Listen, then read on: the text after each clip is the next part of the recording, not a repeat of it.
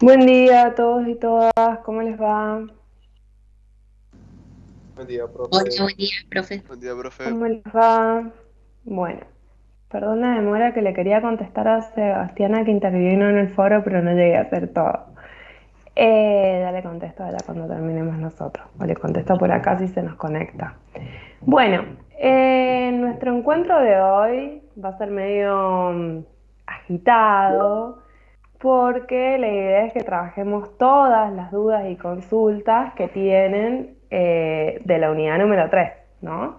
Porque como ya les comenté en nuestro último encuentro, o sea, la última vez que nos vimos, es que dado que teníamos el lunes feriado, hoy reuníamos las dos últimas clases, digamos, las 7 y la 8 en el encuentro de hoy. Por supuesto que podemos trabajar todo lo que hayan traído como dudas y consultas y si quedan cositas las podemos volver. Alguien me tiene un mic abierto. Estoy retumbando en algún lado. A ver, ahí estoy. Bueno, y si quedan algunas cosas porque ustedes no llegaron, las podemos ver el encuentro que viene, pero la idea es no atrasarnos, digamos. Otra cosa, hay un compa o una compañera, no sé, que inició otra reunión, así que por ahí escriban en el grupo de WhatsApp que ya estamos reunidos acá. Alguien abrió otra reunión. Recuerden que esta es siempre nuestra reunión. Bien, entonces, voy escuchando las consultas y las dudas que tienen o las voy leyendo y arrancamos con la unidad número 3.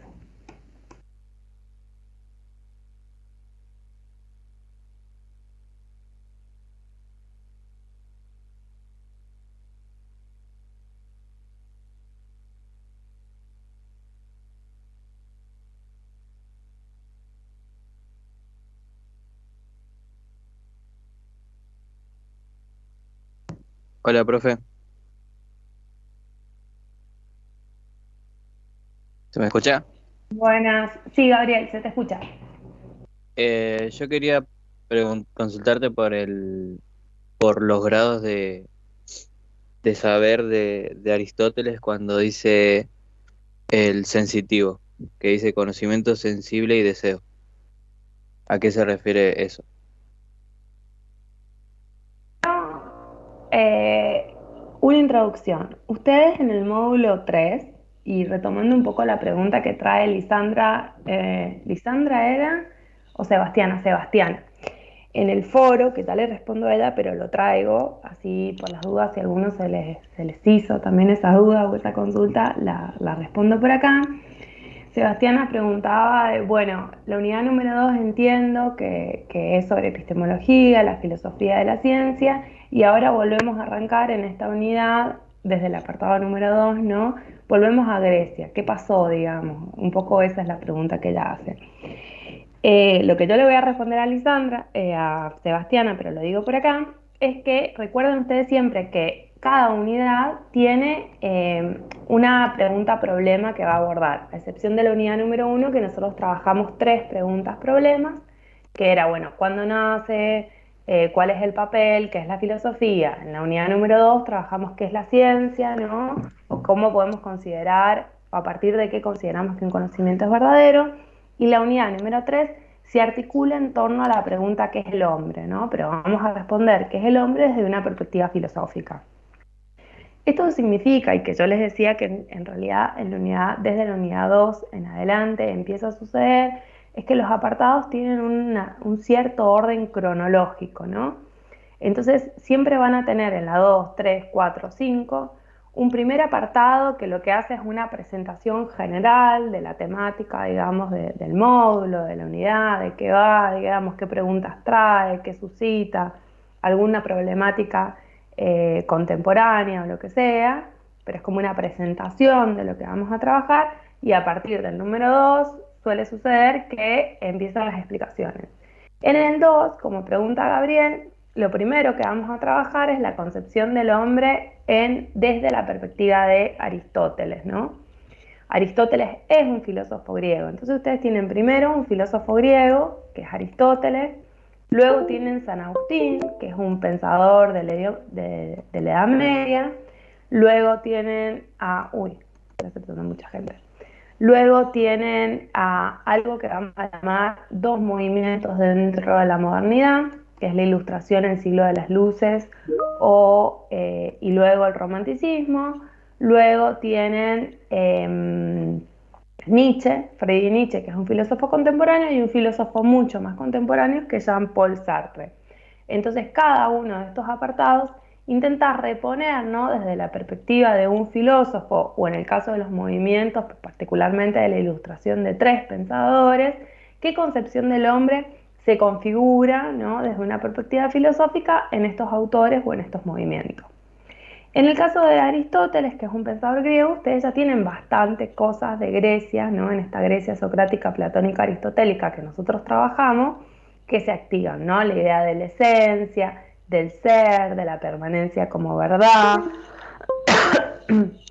distintos tópicos, digamos, o temas que fuimos tocando, trabajando la introducción a la filosofía y la epistemología de la filosofía de la ciencia.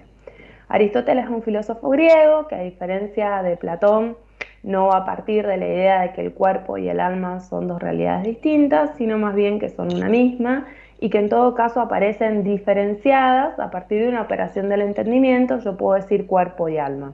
Entonces ahí ya tiene una idea unitaria, ¿no?, de lo que es el hombre. Pero, a diferencia también de Platón, Aristóteles va a construir una teoría del alma, digamos, en donde hay tres tipos de almas que se corresponden con tres tipos de vida.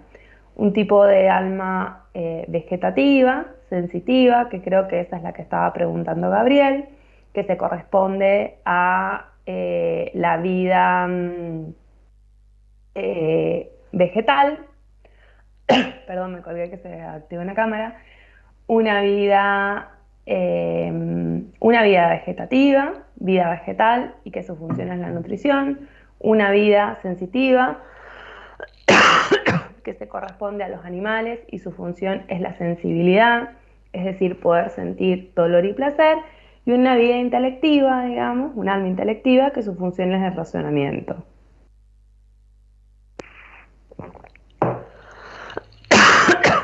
Entonces, perdón, tienen tres tipos de vidas y estos tres tipos de vidas se corresponden con tres géneros, podríamos decir: vegetales, animales y hombres. Sin embargo, este último tipo de vida se divide a su vez en tres partes. ¿Quién puede reponer esa división?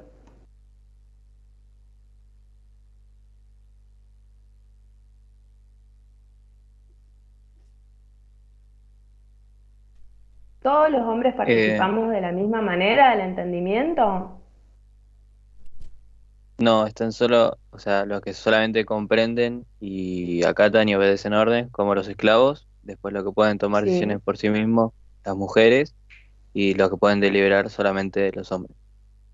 los hombres libres, diríamos ahí, ¿no? Entonces ustedes ven que para Aristóteles hay tres tipos de vidas y a su vez el alma intelectiva, la vida intelectiva de los animales racionales, hay tres grados de participación: los esclavos, esclavos por naturaleza, las mujeres y los hombres libres. Están los que comprenden y los que obedecen, las mujeres que pueden tomar decisiones, ahí dice Luca lo mismo que estaba reponiendo Gabriel por el audio, y los libres, digamos, que pueden deliberar. A partir de esto es importante que nosotros hagamos una distinción entre los dos espacios en Aristóteles. Un espacio del oikos, de la casa, que es la primera forma de comunidad, en donde las relaciones son desiguales, ¿no? Porque en el vértice está el hombre libre, después las mujeres, después los esclavos, ¿no? En donde de alguna manera uno podría figurar que esa organización es media monárquica, ¿no? Porque quien tiene la última palabra y se toma todas las decisiones es el hombre libre. Pero a su vez hay otro espacio que podríamos contraponer a este espacio privado del oikos de la casa, que es el espacio de la política, ¿no? Política y ética siempre están relacionadas en el pensamiento griego, porque son dos ciencias de las praxis. Ya vamos a ver eso en la ética cuando veamos el apartado de Aristóteles. Y los hombres libres que están en este espacio privado también participan, ¿no?, en este espacio con otros hombres libres, y esta participación es lo que les permite desarrollar su verdadera naturaleza, que la verdadera naturaleza es poder deliberar con otros, ¿no? Esta deliberación con otros tiene un fin, se podría decir, o el fin en sí mismo es el bien en común, y este bien en común apunta a que, a su vez, ¿no?, tiene como efecto que el hombre encuentre su felicidad. Y ahí hace una distinción Aristóteles entre entre vivir, que es simplemente, no sé, satisfacer las necesidades primarias, y vivir bien, que es de acuerdo a este bien comunitario.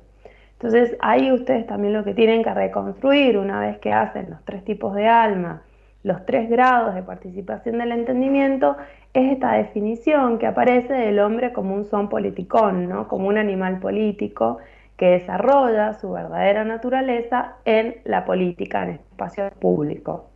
¿Estamos hasta acá? Sí.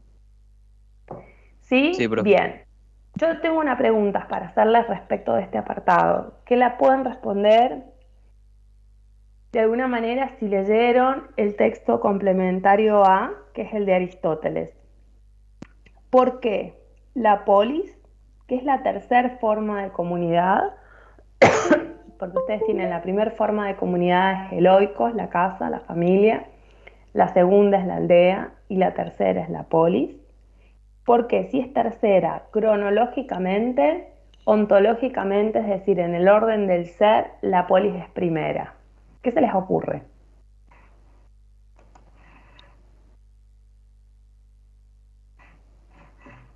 Porque es el único lugar donde se discuten las decisiones, en cambio la familia no la van a discutir, simplemente la va a tomar el padre y además. Esa respuesta, Gabriel, podría ir por qué el hombre libre necesita de otros hombres libres para realizarse, para desarrollar esencialmente lo que puede, que es la deliberación. Si yo te dijera, ¿por qué el hombre libre necesita de un espacio público, digamos, para poder realizar su esencia? Vos me podrías responder, bueno, porque en el oikos hay una desigualdad en la familia y necesitan de ese espacio público para debatir y deliberar con otros hombres libres. Lucas dice, no, porque en la polis es donde podés debatir y pueden ser libres, es un poco lo que dice Gabriel. No, no, no va por ahí. Va Profe, algo más. A ver, Jessica. puede ser que porque argumenta también este texto que es como que se parte primero de un conjunto, de un todo, para después poder analizar las partes y lo compara con el cuerpo humano, Bien, de que ¿querés la reponer mano y esa el pie no imagen, son nada. Jessica? ¿Cómo? ¿Querés reponer esa imagen? Va por ahí.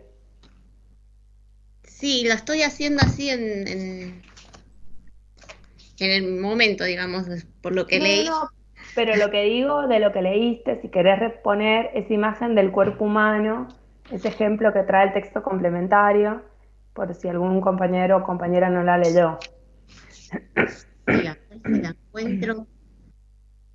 Habla de que, o sea, compara que, por ejemplo, la mano o el pie, las partes del cuerpo, por sí solas no son nada, o sea, dependen del cuerpo.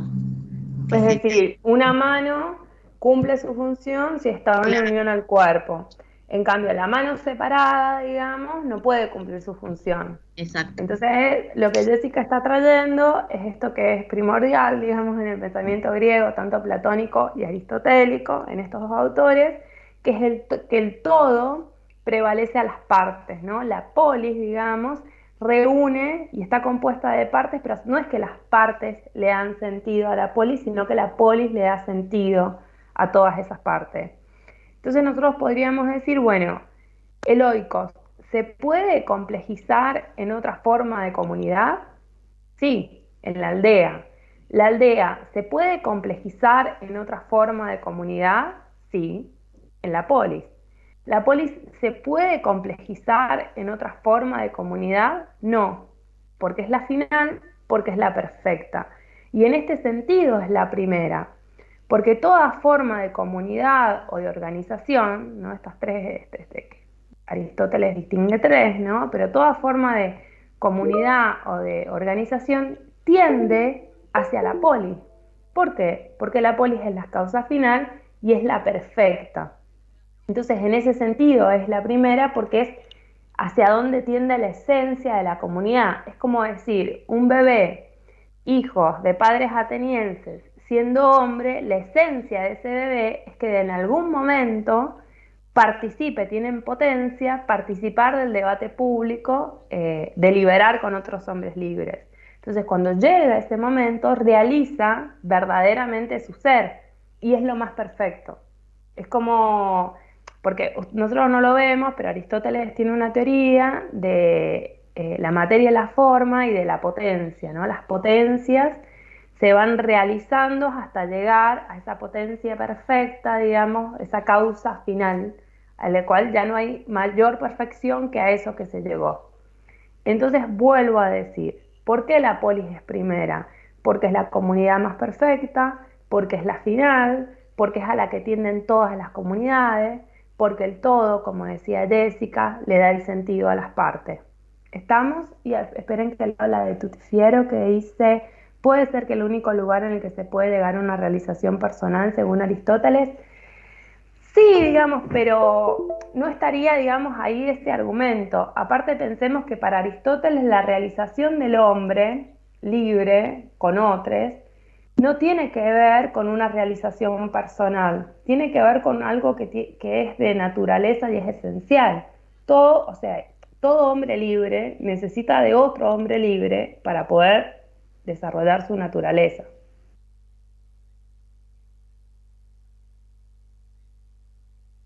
¿Estamos? Preguntas de Aristóteles.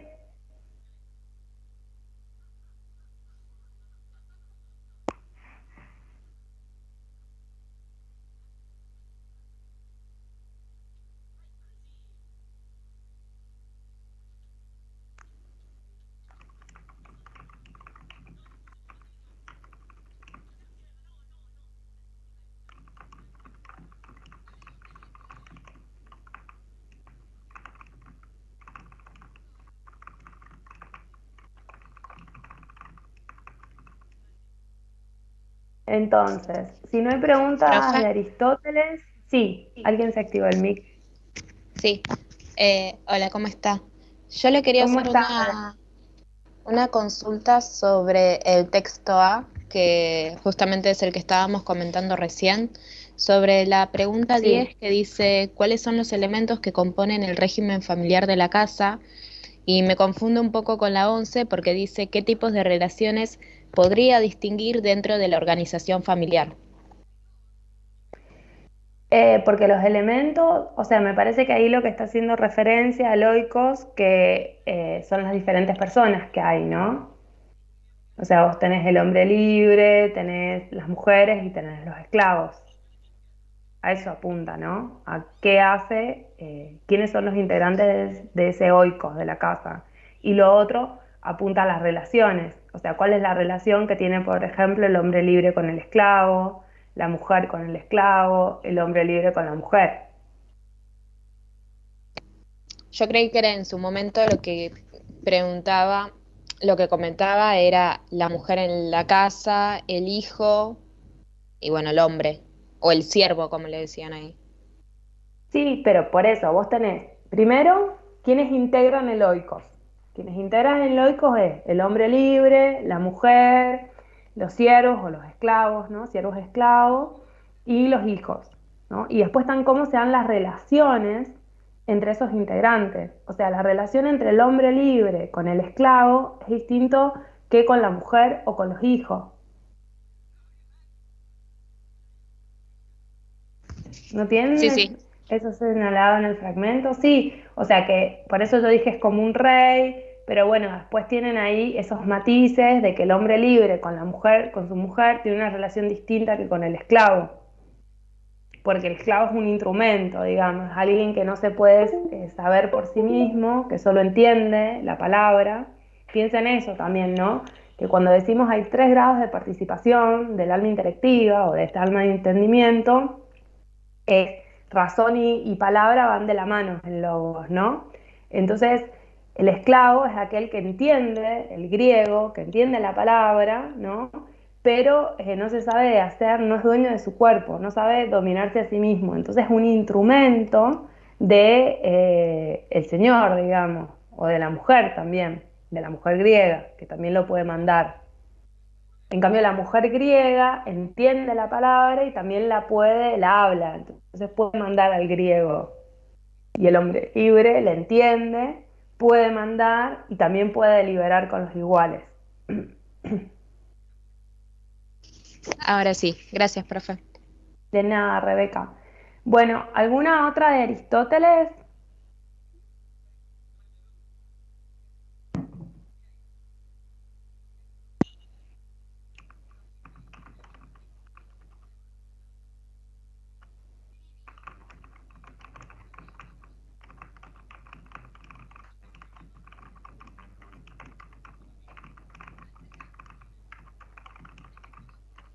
Entonces, vamos a San Agustín. ¿Tienen alguna duda de San Agustín?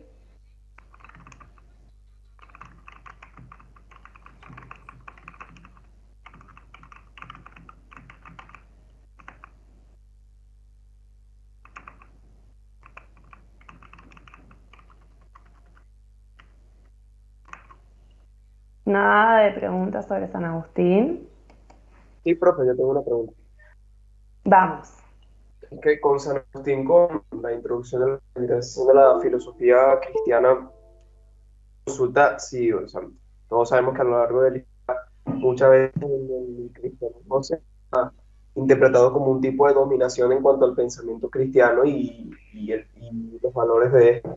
Y tenía una consulta si el pensamiento filosófico o la filosofía cristiana tenía algún conflicto o ha tenido algún conflicto como con la filosofía como actividad externa, no la filosofía cristiana. Mira, en realidad hay un gran debate ahí, Ricardo, ¿no? Si la teología, ¿no? En un punto, San Agustín, Santo Tomás, no sé si un gran debate, pero hay ahí, bueno, si pueden ser considerados filosóficos, ¿no? O si son dogmas, ¿no? O sea, porque tengamos en cuenta que los dogmas son aquellos discursos que creen o que presuponen, ¿no? Que creen, que presuponen que hay una verdad que es revelada, ¿no? Entonces, la pregunta que hace Ricardo es interesante porque a algún punto lo que señala es, bueno, si nosotros venimos trabajando o diciendo que algo propio, digamos, de la filosofía es como esta actitud incómoda, crítica, ¿no? Eh, Desplazar ciertos saberes establecidos, ¿no?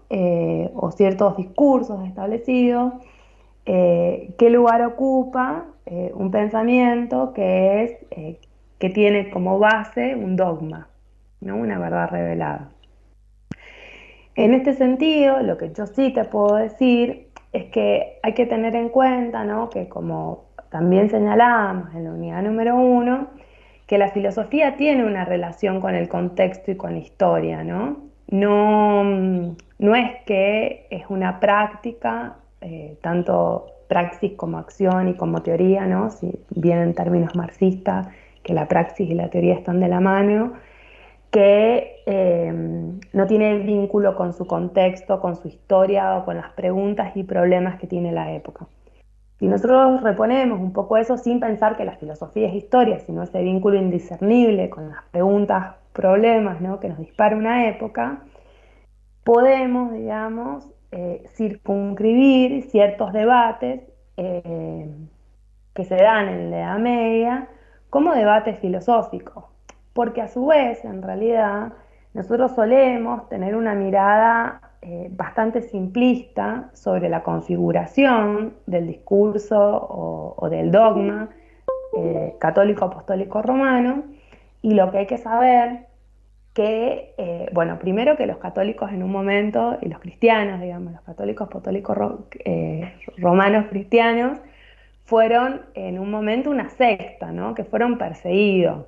Luego, digamos, eh, en el edicto no me va a salir ahora, en el edicto romano, digamos, en Roma se establece como religión oficial, pero el catolicismo aparece, digamos, irrumpe cierto discurso religioso, ¿no? Aparece como una novedad en un momento de nuestra historia. Y en ese sentido es una religión que ha sido perseguida. Luego es cierto que cuando se oficializa el catolicismo persigue, digamos, después también, por ejemplo, a los protestantes, ¿no? O a otras religiones que no considera que son religiones.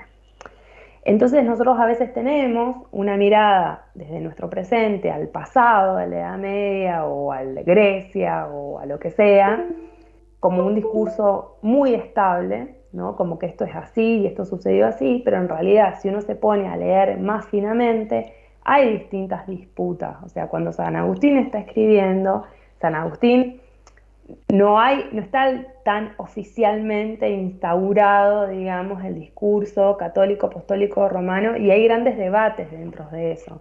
Digamos, más en la modernidad siguen, por ejemplo, Spinoza, que nosotros lo vamos a ver, que es un pensador judío y que termina siendo expulsado de la comunidad judía, tienen debates en torno de dónde proviene el mal. Que esa es una pregunta fundamental que trae, digamos, Aristóteles San Agustín en su apartado, ¿no? Porque es un debate, digamos, de distintos pensadores de esa época, responder, ¿no? En algún punto, cómo es posible que exista el mal en la tierra, ¿no? Y voy respondiendo un poco, que Lucas dice que se perdió un poco con San Agustín, dado que Dios, ¿no? Es infinito, es bondadoso, es justo, o sea, todas las características que nosotros le atribuimos, ¿no? O que se le atribuye al Dios, ¿no? Católico, apostólico, romano. Entonces la pregunta que tiene San Agustín es si Dios es toda esta bondad, esta justicia, este amor benévolo y todos los adjetivos que les damos, ¿cómo es que existe el mal? Porque si el mal es producto de Dios, digamos, entonces Dios no es perfecto. Hay una imperfección en el mal. El mal siempre es pensado también como una imperfección. Entonces, a partir de esto, lo que hace San Agustín, y que en este sentido, a ver, perdón, que Lucas dice que está sintiendo que se le corta.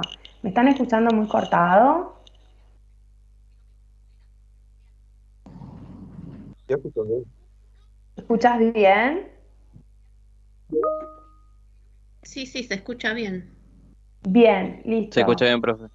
Justo que interrumpí. Un poco, Ricardo, ahí te respondí lo que te estaba diciendo, lo que me preguntabas.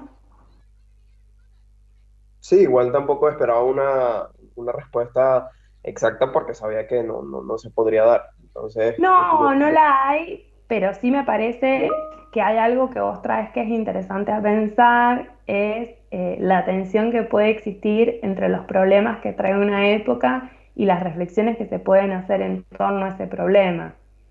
Y que también me parece que es interesante pensar a partir de eso también cómo ciertos discursos a veces irrumpen, como, entre comillas, vamos a poner revolucionarios o críticos, y que luego se estabilizan, ¿no? O sea, esta idea de, bueno, que el catolicismo fue un discurso en algún momento revolucionario. O sea, piensen de que las doctrinas, digamos, de Jesús y los enunciados que tenía Jesús y que pronunciaba y todo, era bastante revolucionario para su época. Bueno, después sucede la institución, que es otra cosa, ¿no? Como, bueno, y luego, dicho esto, retomo esta idea de lo que quiere hacer San Agustín, ¿no? San Agustín la pregunta que trae, ¿no? Y que quiere abordar, y es una pregunta de época, es cómo podemos considerar que existe el mal en la tierra si Dios tiene todas estas características que les he estado dando, ¿no? Entonces lo que va a hacer ahí San Agustín es primero, bueno, el hombre es un compuesto de cuerpo y alma, este hombre es compuesto de cuerpo y alma, tiene una voluntad que es buena por naturaleza. ¿Por qué la voluntad es buena por naturaleza? Porque es creada, digamos, por este Dios. Sin embargo, dice, esta voluntad se ha visto carcomida, se podría decir, o se ha visto limitada por dos cosas, digamos. Una es el concepto del pecado original, que es eso con que todos nacemos, ¿no? Este momento clave en donde hay una distinción entre el paraíso y la tierra, ¿no? En donde se divide eso, entonces la humanidad empieza a nacer en un tiempo cronológico, ¿no? Y en esta cronología, digamos, los hombres nacemos con una voluntad, no santa, una voluntad que es buena por naturaleza. No es que somos santos, tenemos una voluntad Profe, que es buena por naturaleza. Sí, Gabriel. ¿el pecado original entonces es el nacimiento, digamos, del hombre, de la persona? En realidad el pecado original es algo que heredamos como humanos, digamos, porque el pecado original no es que lo realizamos nosotros, lo realiza nuestro género, digamos, ¿no? Es el pecado de Adán y Eva, la expulsión del paraíso.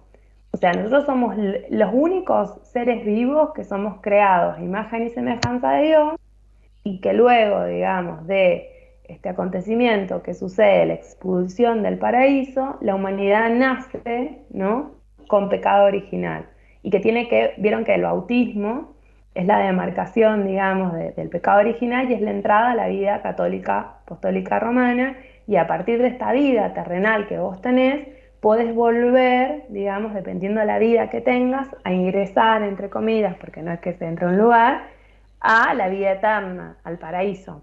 Entonces, ¿qué dice San Agustín? Esta voluntad que es buena por naturaleza se ha visto limitada, se podría decir, por el pecado original. Y a su vez dice, los hombres somos libres, tenemos libre albedrío. Esta libertad, digamos, hace que actuemos de determinadas maneras y que podamos pecar, ¿no? En este sentido, ahí se responde cómo es posible el mal en la tierra. Bueno, porque los hombres pecan, porque los hombres toman malas decisiones. Sin embargo, dice San Agustín, como Dios es bondadoso, justo y no nos abandona en este camino, digamos, en esta vida terrenal que nos va a permitir ingresar a la eternidad, nos otorga, digamos, la gracia. ¿Qué es la gracia? Es una serie, es un don, digamos, una ofrenda que nos da Dios, que nos permite cumplir, o sea, no pecar, digamos, cumplir los mandamientos, ¿no? Todos los mandamientos que todos lo sabemos. Entonces, a su vez, lo que va a decir San Agustín es que los hombres en este sentido, ¿no? O sea, por un lado, lo que a él le interesa eh, complejizar o teorizar es el origen, digamos, del mal moral, no de de los males físicos, que los males físicos están en vínculo con la naturaleza, con los fenómenos de la naturaleza, o con, no sé, con una enfermedad que tenés. Esos males, digamos, de alguna manera, Dios obra de maneras misteriosas, no lo sabemos, Pero el mal ontológico, digamos, que el mal moral, digamos, perdón, que le interesa teorizar a San Agustín, sí tiene una respuesta de dónde proviene. ¿Quién es responsable de ese mal? Los hombres. ¿Por qué? Porque toman malas decisiones y malas acciones. Y a partir de ahí lo que hace, digamos, el autor es distinguir dos tipos de ciudades: una ciudad que vive de acuerdo a los mandamientos divinos y una ciudad que vive subsumida a los bajos placeres, ¿no? La ciudad celestial y la ciudad terrenal. ¿Qué es lo interesante a su vez del pensamiento de San Agustín, trayendo la intervención que hacía Ricardo, ¿no? Lo interesante es que es un momento histórico, y en la producción de San Agustín, que San Agustín es un autor, por ejemplo, que empieza a hablar de humanidad o de persona. Recuerden que para los griegos, por ejemplo, existen los griegos, que son los que hablan griego, y existen los babá, que son los bárbaros. O sea, hay griegos y bárbaros. Para San Agustín, la teoría, la antropología que empieza a construir, esta antropología en torno a qué es el hombre, hay algo que se habla de humanidad. Todos somos hijos de Dios, ¿no? Es algo muy epocal, pero San Agustín matiza sobre esto y también le da una importancia a la historia terrenal, digamos. ¿Por qué tiene una importancia esta historia terrenal? Porque esta historia terrenal y lo que hagamos en esta historia nos permite entrar, digamos, a ese tiempo sagrado o a ese paraíso. Entonces, hay una importancia de esta vida terrenal.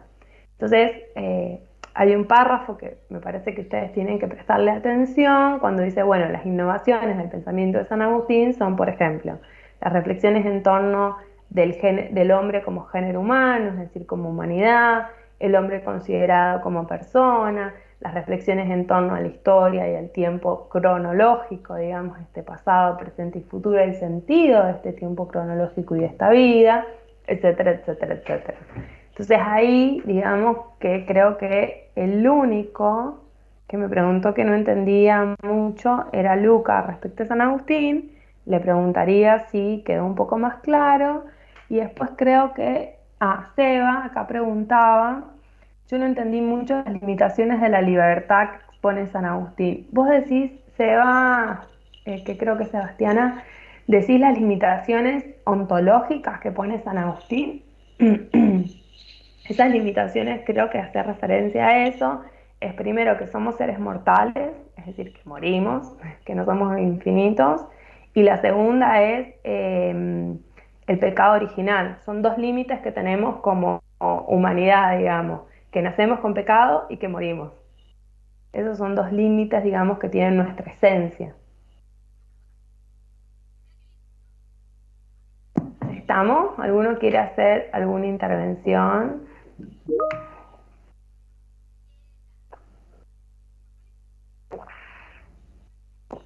Bien, ahí está. ¿Alguna otra duda de San Agustín?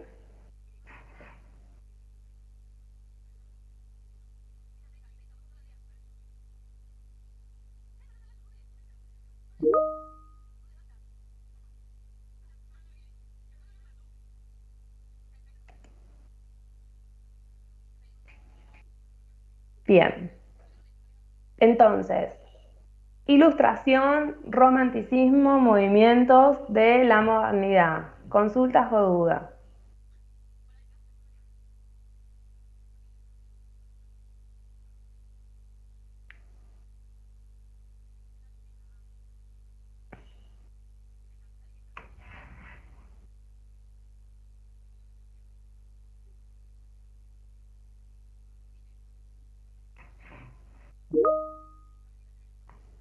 Profe, Sí. yo quería saber si podías explicar un poco lo de genealogía de la moral, porque la verdad lo leí varias veces, pero no lo entendí. Dale, Maga. Nos fijamos si no hay dudas de ilustración y romanticismo y si no vamos a Nietzsche, que eso sería Dale, de buenísimo. Nietzsche. Tommy pregunta, a mí me queda duda de los problemas de la antropología filosófica. Decime qué, Tommy. Y después Jara dice, ¿podría explicar el concepto de hombre en el romanticismo? Bien. Antes de ir al romanticismo, para responderle a Laura, ilustración, ¿estamos bien? Dudis, ¿estamos bien? Me llama la atención, es medio difícil la ilustración, pues tiene muchas cosas. Profe, Sí, la idea principal de la ilustración sería que el hombre se separa de la sociedad, digamos, para desarrollarse individualmente. Él es como que se despega de todo lo que está establecido ¿en quién? ¿En en dónde? la ¿En quién? ilustración. ¿Pero en Kant En Kant, o claro, en Smith o en Rousseau? en Kant, que habla de la libertad, ¿no? Del hombre. Sí, va. Retomemos un poquito ahí porque les hago una ilustración en 5 minutos para señalarles un poco porque Ilika decía que hagamos un breve repaso. Miren, primero, al igual que el romanticismo, pero después vamos a ver por qué el romanticismo para retomar la pregunta que hizo Laura y después vamos a Nietzsche, la ilustración es un movimiento crítico negativo. ¿Por qué es crítico negativo? Porque critica lo anterior, que va a ser la Edad Media, ¿no? Todo este paradigma eh, filosófico, ¿no? De la teología. Y va de alguna manera, la razón va a aparecer como metáfora, ¿no? De la razón que viene a iluminar y a sacarnos en este oscurantismo en que nos encontramos. Es importante que ustedes sepan que, por ejemplo, si pensamos en las cosas que estuvimos viendo, ¿no? Vimos Sócrates, Platón, Aristóteles, ¿no? Edad Media, dentro de la Edad Media lo único que vimos fue San Agustín, pero bueno, Ptolomeo, que comparte con Aristóteles la concepción y que incorpora algunos cálculos desde la Edad Media, y después tenemos esto que denominamos la crisis de la Edad Media, que venía Copérnico, ¿no? ¿Se acuerdan? Galileo, Galilei, Bacon, y después viene la Ilustración. Es decir, que la Ilustración viene luego de lo que es la revolución científica, si lo pensamos en lo que trabajamos en la unidad número 2. Entonces, la Ilustración trae de vuelta la razón, ¿no? Como esto que nos viene a sacar, ¿no? De vuelta, ¿no? Sigue insistiendo en este trabajo, digamos, que se empieza a producir en la temprana modernidad, pero acá ya estamos en el siglo XVIII. Ya no estamos en el siglo XVI cuando fue la revolución científica. Entonces, hay algo que ha cuajado, se podría decir, y es la imagen, digamos, o la figura de la burguesía. La burguesía, digamos, que empieza a nacer en una baja edad media, al final de la Edad Media y en la temprana modernidad se empieza a gestar el triunfo, digamos, de la burguesía es la Revolución Francesa. ¿Por qué el triunfo de la burguesía se dice que es la Revolución Francesa? Porque se desarman las antiguas organizaciones, que ¿cuál es esa antigua organización? La feudal, que ¿qué significa una organización feudal? Y bueno, que el poder está en manos de la iglesia, del rey, el rey es Dios en la tierra, tiene un vínculo indiscernible con la iglesia, Dios y rey, las monarquías absolutas, digamos, y a su vez, digamos, la nobleza. El siervo es este que trabaja la tierra. Eso sería el feudalismo. El feudalismo se empieza a deshacer, digamos, empieza a mostrar sus grietas, digamos, cuando empieza a surgir esta figura que es el burgués, que el burgués se denomina así porque están los burgos, que los burgos son puntos estratégicos en donde se comercializa y el burgués empieza a obtener cada vez más importancia, ¿no? En lo que son las relaciones económicas y se empieza a configurar esta figura. La Revolución Francesa es, digamos, gana, se podría decir, esta imagen del hombre burgués, que el hombre burgués es el propietario, el blanco, el que tiene tierras, ¿no?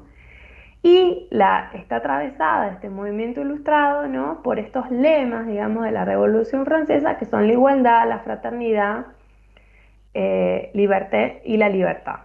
Sin embargo, nosotros vamos a construir con la Ilustración 3 valores que no son los mismos de la Revolución Francesa, sí la libertad y la igualdad, pero en vez de la fraternidad vamos a poner otro valor que es la utilidad.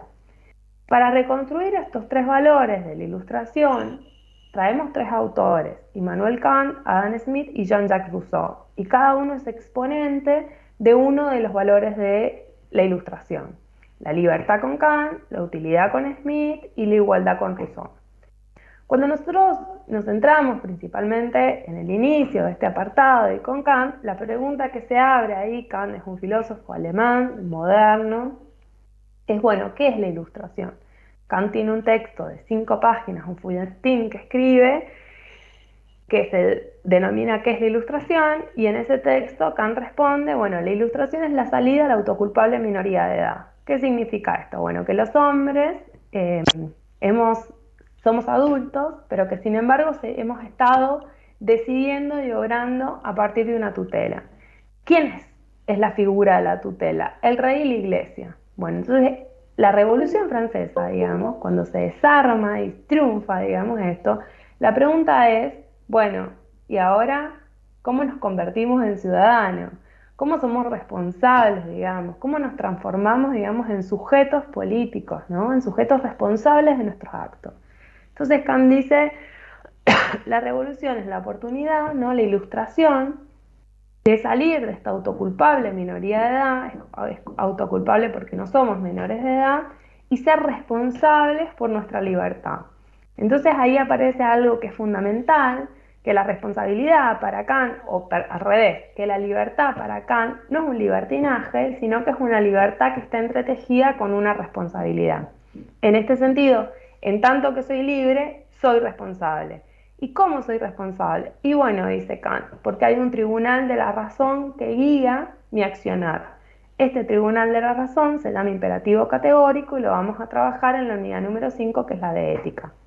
Pero lo importante que ustedes sepan acá es que esta autonomía y esta libertad de la que habla Kant no es una libertad solo de un individuo y es lo que a mí se me da la gana y es muy distinto a lo de Ricardo, Magalí, Rebeca, Gabriel, Tincho, o Jessica o Leila. No, todos nosotros compartimos algo que es la razón y parte de esta idea del sujeto como que tiene una razón y tenemos una libertad que está guiada por una responsabilidad. De ahí que Kant dice, los hombres pertenecemos a dos mundos, el mundo de la naturaleza, porque nada, si me tiro de un primer piso caigo porque hay gravedad y no vuelo, digamos, no es mi diferencia, digamos, no soy un ave, pero sin embargo puedo decidir, ¿no?, si me tiro o no me tiro. Entonces el mundo de la moral es el mundo de la libertad, y si digo moral, estoy pensando en responsabilidad.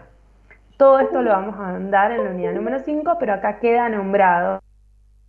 Aparece este valor de la libertad en vínculo con Kant, con la salida de la autoculpable minoría de edad y con dos conceptos claves que son el de crítica y el crítica de la razón. Luego me viene la presentación de Smith. Smith tiene otro presupuesto. Parte del presupuesto de que los hombres somos individuos, no va a decir sujetos, va a decir individuos. Individuo significa indivisible, es decir, que soy uno, y que esta indivisibilidad que somos, a su vez, es egoísta. Entonces Smith es un economista, ¿no?, es el padre del liberalismo, que como lee la economía, va a ir a aplicar esas mismas leyes a las relaciones sociales. Entonces va a decir, los individuos se relacionan con otros individuos a partir de intercambios de cosas. Es decir, nos relacionamos por un interés egoísta, porque necesitamos cosas y eso se llama intercambio de servicios, ¿no? Y en ese sentido, el valor que se construye ahí es el valor de la utilidad. Todo vínculo o relación social desde los individuos, ¿no?, implica o está motivada por una utilidad. Ahí, luego de que se expone Smith, aparece Rousseau, que Rousseau es un pensador que nosotros lo vamos a ver en la unidad número 4 y ustedes tenemos Revolución Científica 1543 con Copérnico, Galileo 1600, Bacon en esta época. Después vamos a tener lo que es contractualismo, que lo vemos en la unidad número 4, Hobbes, Locke, Rousseau, y luego tenemos el movimiento ilustrado. Pero bueno, ahora aparece acá Rousseau. ¿Por qué aparece Rousseau? Bueno, porque Rousseau tiene un texto que nosotros vamos a trabajar, que se llama el contrato social, no trabajar el texto, sino sea exponer parte del argumento de ese texto, en donde para Rousseau los hombres somos todos libres e iguales, pero a su vez lo que quiere construir Rousseau es una institución política que garantice la igualdad y la libertad que tenemos por naturaleza. Entonces, cuando yo digo que el valor ilustrado de la mano de Rousseau es la igualdad, estoy pensando en una igualdad política, es decir, en una igualdad jurídica. Es decir, todos somos iguales ante la ley. No es que estoy pensando somos iguales socialmente o económicamente. Y ahí ustedes tienen tres valores. Libertad con Kant, utilidad con Smith, igualdad con Rousseau. ¿Qué pasa? Este mundo ilustrado, movimiento crítico negativo y que tiene como imagen, digamos, el hombre burgués y la razón, ¿no? Sucede otro movimiento que va a ser el romanticismo. El romanticismo también es un movimiento crítico negativo que tiene como, en vez de criticar la Edad Media, va a criticar la Ilustración. ¿Por qué? Porque va a decir, bueno, que en realidad la Ilustración lo que ha hecho este movimiento es solidificar, digamos, o centrarse en solo un aspecto del hombre que es la racionalidad, lo universal y la ley. Entonces, las figuras que van a aparecer como emblemáticas, digamos, del movimiento romántico no son las figuras de lo universal, sino son las figuras de los particulares. El artista, el santo, las excepcionalidades, ¿no? Entonces, lo que el romanticismo intenta hacer, y lo hace, digamos, es incorporar este elemento sensible, esta sensibilidad, esta percepción del mundo, y a partir de él también producir una crítica, digamos, sobre la tecnificación que lleva a cabo la Ilustración. Entonces ustedes, Ilustración y romanticismo, las pueden ver como dos caras de una misma moneda. Porque si, por ejemplo, en la Ilustración dicen razón, en el romanticismo van a decir sentimientos o emociones. En la Ilustración dicen universal, en el romanticismo van a decir particular. En la Ilustración dicen norma o ley, en el Romanticismo van a decir excepción. En la Ilustración van a decir el burgués como imagen, en el Romanticismo van a decir el artista o el santo, la excepción, ¿no? En la Ilustración se va a decir que es un movimiento hacia afuera, porque lo que quiere hacer es conquistar, digamos, la naturaleza, la realidad, racionalizarla, movimiento hacia afuera. En el Romanticismo el movimiento es interior, porque es singular, es particular.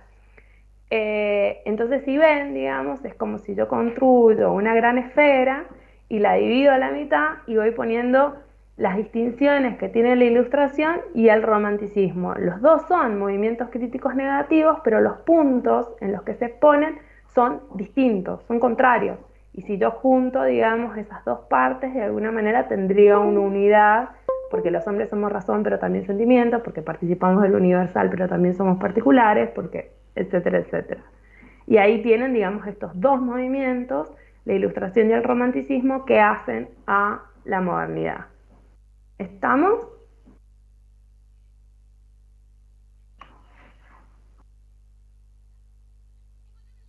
Perdón, quizás fui muy rápido. Me avisan si hay dudas, consulta.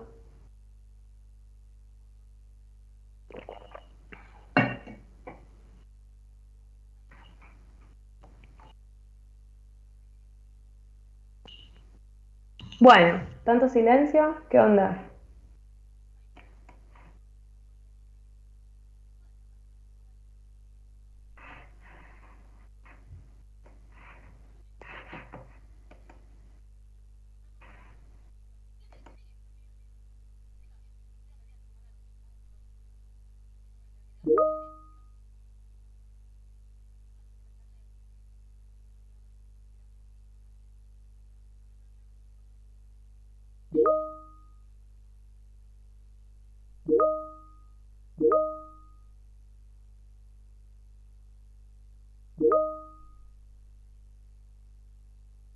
Vamos por parte.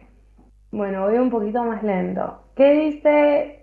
¿Podría volver las diferencias entre la Ilustración y el Romanticismo? Dice C. Hasnain. Las diferencias son todas, porque uno se para en un lugar y el otro se para en otro lugar. Lo único que te puedo decir que comparten es que ambos son movimientos críticos negativos.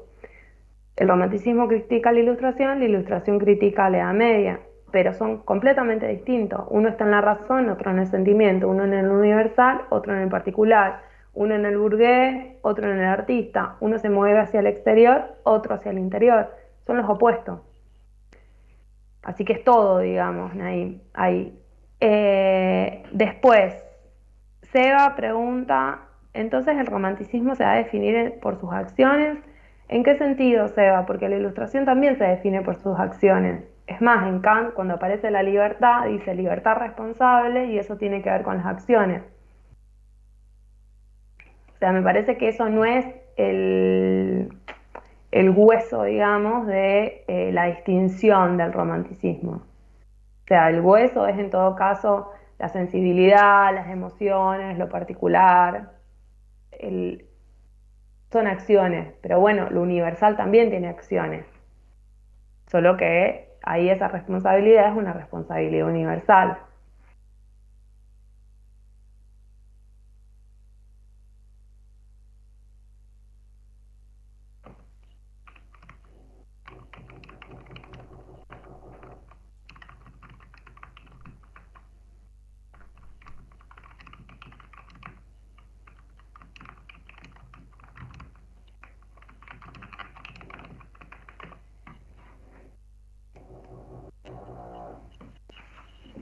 Bien. Si estamos con romanticismo e ilustración y cualquier cosa me preguntan, vamos a ir a la pregunta que no me acuerdo de la compa. Maga. Maga hizo sobre la genealogía, ¿no? Vamos primero a esto. Yo les decía, bueno, pensemos la ilustración y el romanticismo como dos caras de una misma moneda o de una esfera, ¿no? Donde uno está parado en un punto, el otro está parado en otro punto, pero que sin embargo se siguen construyendo de una manera que es bastante piramidal, porque ponen el foco en algo, ¿no? La ilustración en la razón, por ejemplo, o en los universales, y la ilustración en los sentimientos y en lo particular. Pero ambos parten de un punto y de ahí construyen todo. Bueno, y ambos movimientos, decíamos, son críticos negativos. Viene un autor, un filósofo, que es un quiebre, digamos, para la historia del pensamiento filosófico, que es Friedrich Nietzsche. Que Nietzsche, si bien estuvo influenciado por el romanticismo, toma después distancia de las lecturas que hace de Baruch Spinoza, que es un autor que nosotros vamos a ver en la unidad número 5, este filósofo moderno que se es expulsado de la comunidad judía, siendo judío. Y va a decir, no es suficiente una crítica negativa. O sea, porque si yo saco razón y pongo emociones, o si digo, bueno, mato a Dios, como dice Nietzsche, famoso porque tiene en dos pasajes de dos textos que él tiene, Dios ha muerto, ¿no? Pero si saco a Dios y pongo el hombre como punto, ¿no? ¿Se acuerdan que nosotros decíamos las ideas fundamentos, ¿no? De la Grecia que vemos en el ser, de la Edad Media, Dios, de la modernidad, la razón en sentido técnico. Entonces dice Nietzsche, si yo lo que hago, digamos, es ir cambiando el fundamento, más allá que eso tenga distintos efectos, sigo pensando en este orden vertical. O sea, lo que hago es sacar una cosa y poner otra, pero la lógica es la misma. La lógica ontológica, digamos, de degradaciones y de cómo vamos estableciendo es la misma. Entonces, ¿qué dice Nietzsche? Nietzsche dice, bueno, hay que hacer una crítica radical. ¿Qué significa una crítica radical? Desplazar esta moneda, desplazar esta díada, desplazar la pirámide, digamos, y empezar a partir de otro presupuesto, que es el presupuesto que parte Nietzsche, que el mundo es movimiento, que todo está en constante movimiento y que en este movimiento, digamos, no hay algo que yo pueda decir, esto es acá, este es el vértice. Esto no significa de que Nietzsche sea un relativista que le da cualquier cosa lo que va a decir, o las opiniones o las verdades sobre el mundo. Él va a partir del que el mundo es movimiento y este movimiento va a decir que todo el mundo está atravesado por fuerzas, ¿no? Y estas fuerzas a veces prevalecen unas y a veces prevalecen otras. Es como cuando yo tiro un hilo de un tejido o me engancho a la ropa y vieron que en todo ese tejido finito a veces se levanta un poquito. Bueno, a veces se levanta una cosa, a veces se levanta una cosa. Pero eso no significa que todo sea movimiento y que todo esté entretejido. Entonces, la crítica radical lo que supone o que tiene como función no es criticar negando y afirmar otra cosa, sino es ir al origen del valor de los valores. Es decir, cómo esto, por qué, en qué momento histórico, de qué manera esto aparece como, no sé, como que es bueno o como es malo, cómo se configura eso. Entonces, a partir de eso, Nietzsche dice, bueno, no puedo utilizar un método histórico, en el sentido, bueno, hay un pasado, un presente y en todo caso puedo fantasear sobre el futuro. No puedo pensar en esa línea, en esa historia racional, como dice Kant en la Ilustración, que es racionalizar los hechos de la historia para explicar las causas y los efectos. Porque dice Nietzsche, las cosas no son lineales, no son causales. Entonces va a proponer otro método. ¿Cuál es ese método? Que es la pregunta que traía Amada, la genealogía. La genealogía, si ustedes piensan, viene de gen, ¿no? Es como se produce, digamos, y se condensa que sucede algo, pero que un gen, ya la genealogía me piensa de que venimos de varios lugares, o sea, todos nosotros compartimos el gen, digamos, en nuestro ADN, que somos la especie, la denominemos humana, pero a su vez, no sé, todos tenemos una carga genética que da cuenta de nuestra línea materna y paterna y a su vez, ¿no?, algo que nos reúne. Entonces vieron que el gen y la genealogía lo que se propone ya es pensar en una multiplicidad, no en un punto y de ese punto un efecto o una causa. De ahí que, y recordemos esto que trabajábamos en el nacimiento como historia y el origen de la filosofía en la unidad número 1, origen tiene que ver con una multiplicidad. Entonces la crítica radical tiene como labor, podríamos decir, ir al origen del origen, ¿no? ¿A partir de qué? De un método que se va a llamar genealógico. En este rastreo que hace Nietzsche, Nietzsche va a tipificar dos tipos de fuerzas, las fuerzas activas y las fuerzas reactivas. Las activas son las que van hasta el límite, las que crean, las que son dinámicas, bueno, son creativas, y las reactivas. No es que hay una u otra, están entretejidas y prevalece o lo uno o lo otro. ¿Cómo yo sé que prevalece o que prevalece en una relación? Entonces, en este sentido, los hombres, que no se nos pierde que la pregunta, problema que trae esta unidad es que es el hombre, son vehículos de fuerzas. O sea, no es que yo soy reactiva o soy activa, sino que en un vínculo con otras cosas nace lo reactivo o lo activo. De ahí lo que Nietzsche descubre, digamos, a partir de sus métodos genealógicos, que lo que ha prevalecido en la historia son relaciones reactivas, es decir, de hombres esclavos o innobles, ¿no? Y su propuesta es producir una transvaloración. Transvalorar significa cambiar el origen de los valores, ¿no? Y a partir de esto que la propuesta nietzscheana sería que la transvaloración cambia el origen de los valores y al mismo tiempo lo que tiene como efecto, ¿no?, es mutar la imagen del mundo. Y ya no viviríamos en un mundo en donde prevalece lo reactivo, sino donde prevalecen las fuerzas activas que son creativas. Eso es un poco como esquemáticamente Nietzsche. No sé si tienen una duda particular. La de Maga era sobre el método genealógico. Decime, Maga, si ahí quedó. Creo que era Maga. Sí, profe, ahora sí, gracias. Bien. Profe, yo te quería preguntar por el nihilismo que en un momento se menciona, si Nietzsche es parte del nihilismo o está en contra, y qué es el nihilismo. Vos tenés una nota a pie, si mal no me equivoco, Gabriel, que dice que nihilismo es nada, ¿no? ¿Estoy bien? Ayúdenme, no me acuerdo todo. Sí, ¿no? Sí. Bueno, Nietzsche no es nihilista, si ustedes lo piensan, porque Nietzsche está haciendo una propuesta. ¿Cuál es la propuesta de Nietzsche? La transvaloración. O sea, hay una apuesta de Nietzsche que es la transvaloración y cambiar el origen de los valores, y no es que él dice quiero la nada. Entonces, yo no diría que Nietzsche es nihilista, porque nihil es nada. Es como no decir, bueno, el mundo es esto y ya está, no hay nada para hacer. Nietzsche tiene una propuesta filosófica, es propositivo. Ahí Flor dice que hay dos tipos, que los dos tipos de fuerza son lo activo y lo reactivo, ¿no?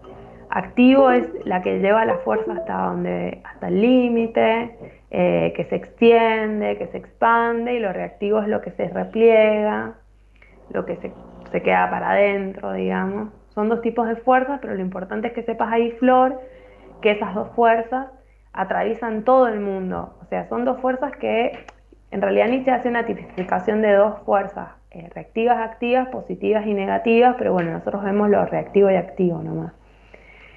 Y que se dan, digamos, en una relacionalidad. Por eso cuando se dicen y tienen esa nota a pie, que está muy bien y que es aclaratoria, que ser esclavo es noble, no es algo esencial, sino que es producto de una relación de fuerzas, ¿no?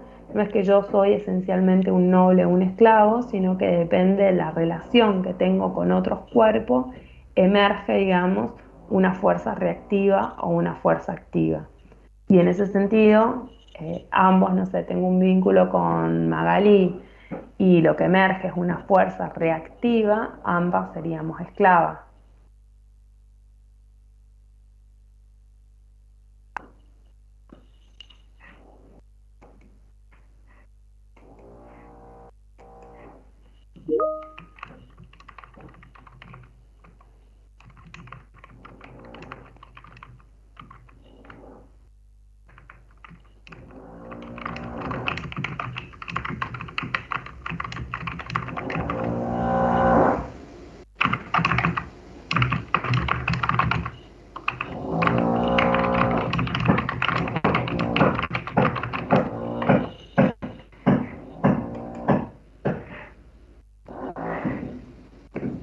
Bien, ¿alguna otra consulta?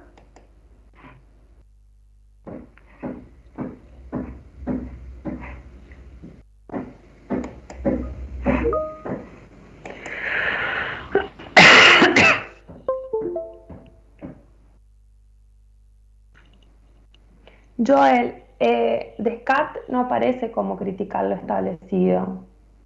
O sea, Descartes aparece mencionado muy rápidamente en el apartado de la ilustración, pero acordate que nosotros ahí, Joel, en la ilustración principalmente nos centramos en Kant, Smith y Rousseau.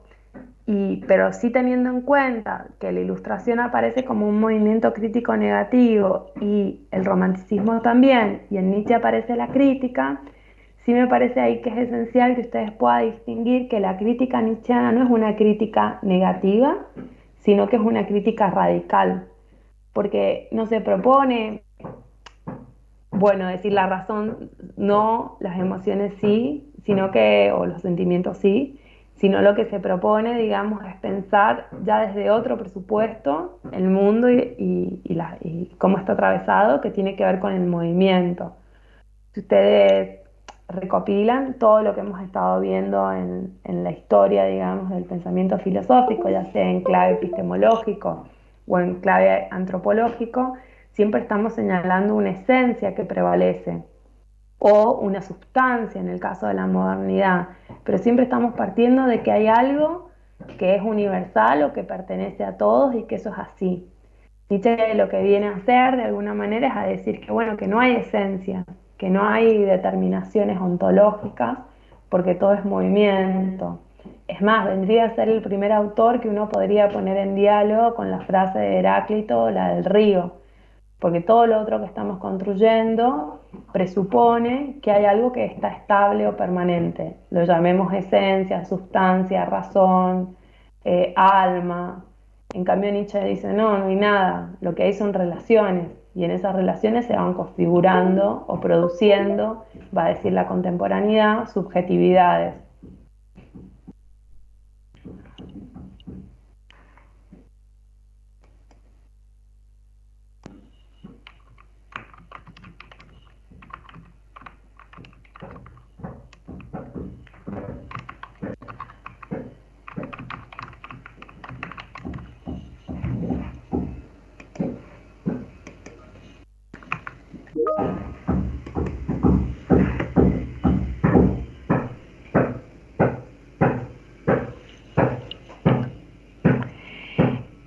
Cuando dice Leticia pregunta que el esclavo quiere que triunfe la verdad o que perezca la vida, ¿a qué verdad se refiere? Tiene que ver con las verdades que están fundamentadas en las ideas del bien y del mal, ¿no? Ahí aparece el esclavo en vínculo también con esta figura que es el ideal del sacerdote, que significa que no es que no, yo soy una sacerdota o sacerdote o Ricardo, Magalí o Rebeca, sino más bien que en todos nosotros opera una lógica del catolicismo que distingue el bien y el mal antes de tener una experiencia de eso que estamos denominando bien o mal.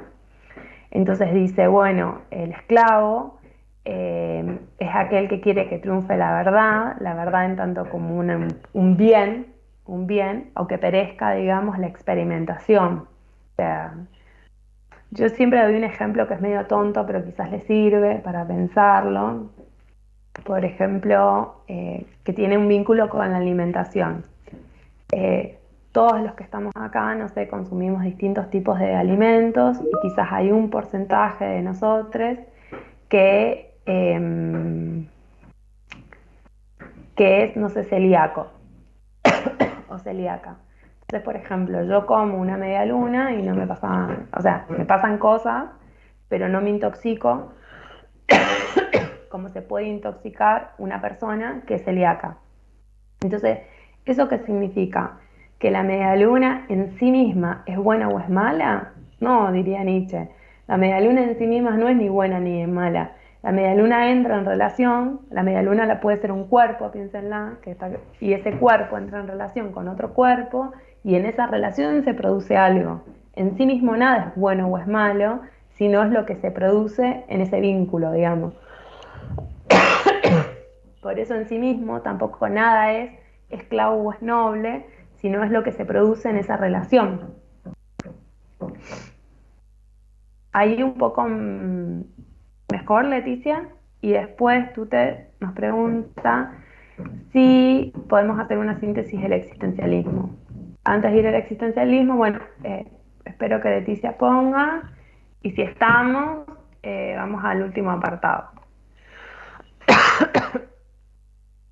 Entonces, el último apartado que ustedes tienen de la unidad número 3 es el existencialismo, y este existencialismo, este movimiento, lo vemos, digamos, bajo una figura. Si bien hay muchos pensadores que pueden circunscribir en esta línea, la figura primordial es Jean-Paul Sartre, que Jean-Paul Sartre es un filósofo francés, que es un intelectual que tuvo bastante como figura y participación en lo que fue el Mayo francés.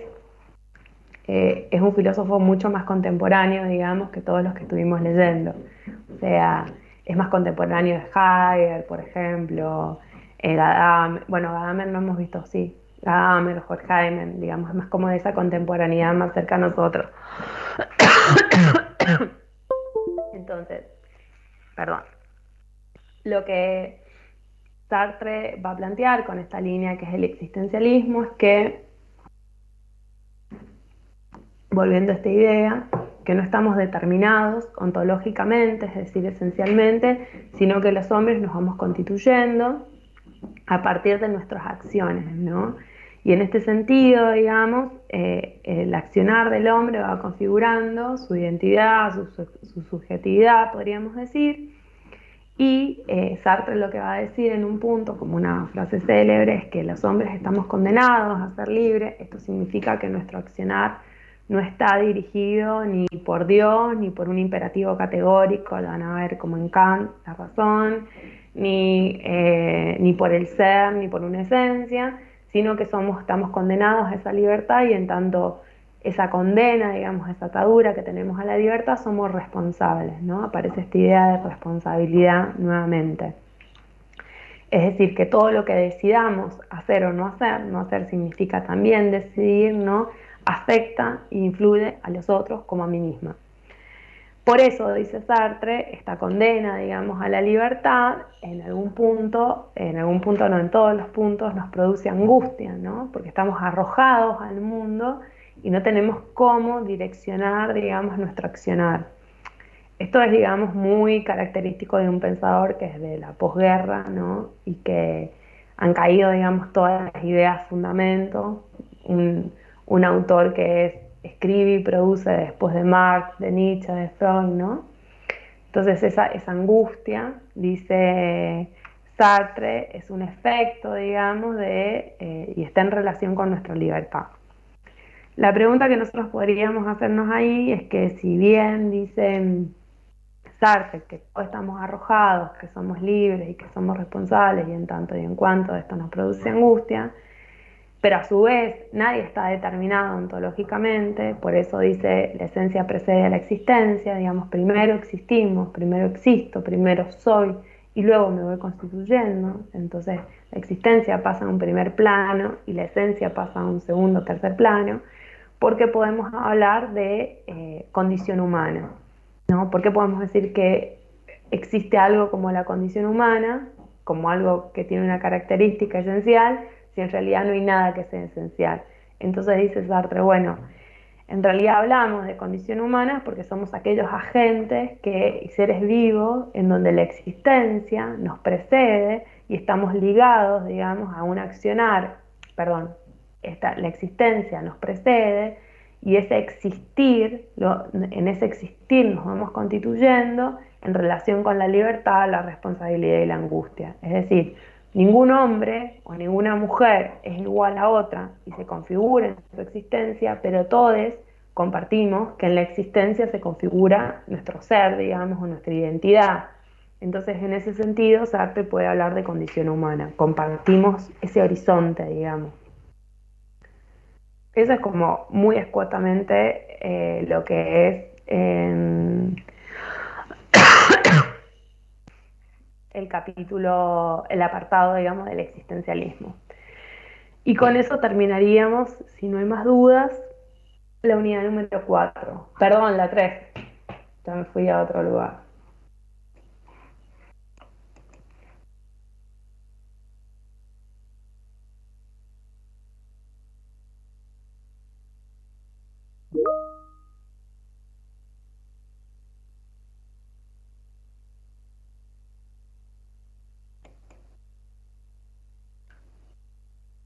Bien. No hay más dudas, más consultas. Aunque no lo crean, lo logramos. Logramos hacer una consulta y dudas de toda la unidad módulo 3. Entiendo que quizás alguno o alguna de los que están conectados, que somos 33, son 33, 34 conmigo, quizás no terminaron de leer o de trabajar la unidad número 3.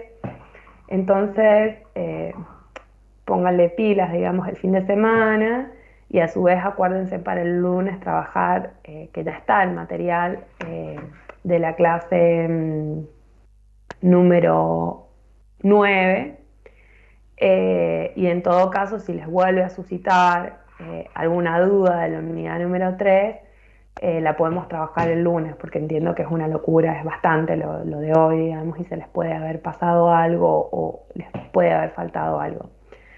Dicho esto, quiero saber si Sebastián está conectada, porque Sebastián a mí hizo una pregunta y que se la respondí al principio, que la tengo en el foro y que abrí esto antes de responderla. Y si está directamente se la respondo por acá y no la escribo en el foro.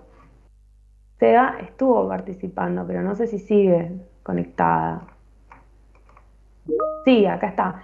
Seba, mirá, yo expliqué un poco lo que vos preguntabas en el foro respecto de la organización de las unidades. No sé si llegaste a escucharme y si tenés, digamos, seguís teniendo esa duda que hiciste en el foro.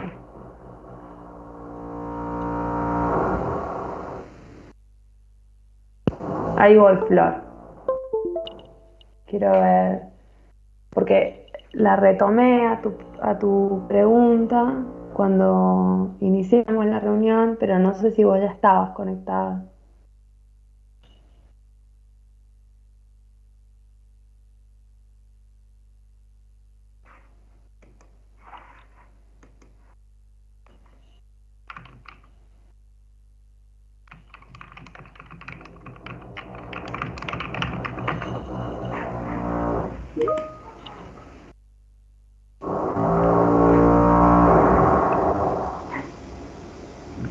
Bien, listo. Entonces no la hago ahí en el foro.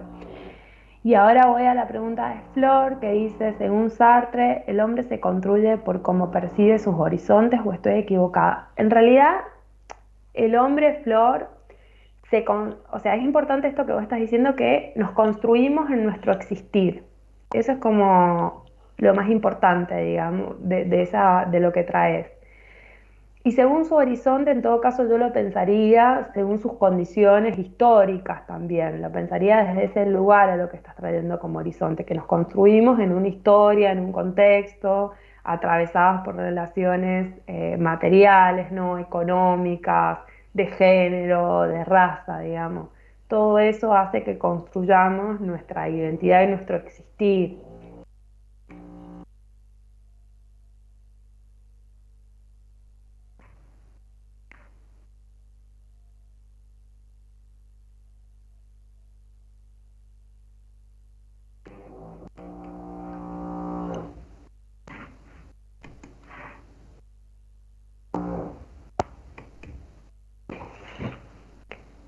Bueno, entonces, si no hay más dudas ni consultas, borro lo que le estaba respondiendo a Sebas en el foro. Ya tienen disponible, a ver, quiero ver si lo tienen porque no lo chusmeé. Ya está disponible todo el contenido de la clase número 9. Nos veríamos el lunes que viene a las 9:30. Yo siempre les publico ahí en el foro. Y cualquier cosa vamos viendo ahí que les suscita, si les quedó algo de la 3. Y si no, arrancamos con el módulo número 4. Y así vamos a una rapidez loca. Bueno, hoy es jueves, ¿no? Sería que tengan buen fin de semana, que les vaya bien y que lo aprovechen. Nos vemos el lunes. Hasta luego. Chao, profe, muchas gracias. Chao, profe. Chao, Chao, profe. chi. Adiós.